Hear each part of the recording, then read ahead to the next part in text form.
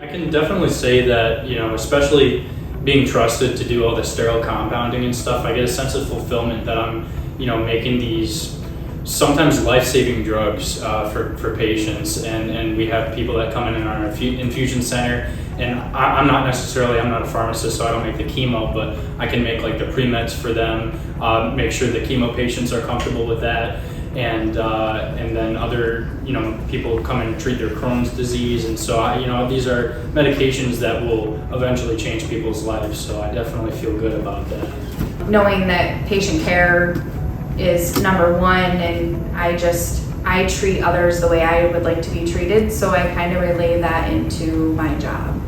I don't want the wrong medication to go to a patient or not have medication for the patient. I would call another pharmacy to find out if we can borrow, just to make sure that that patient didn't skip a dose. Being here for our patients is what brings a lot of fulfillment for me in general.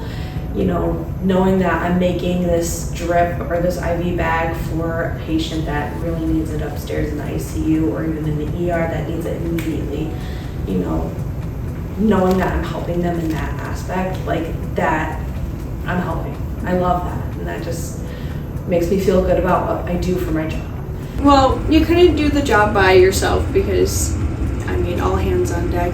Everything's got to be moving at a certain time. You're answering phone calls, you're making meds, you're putting meds together, you're delivering the medications, you're filling orders. You got to keep moving at all times. You can't stop one thing to do another. You have to be able to communicate what you've done already with your teammates and what you need to do or what needs to get done.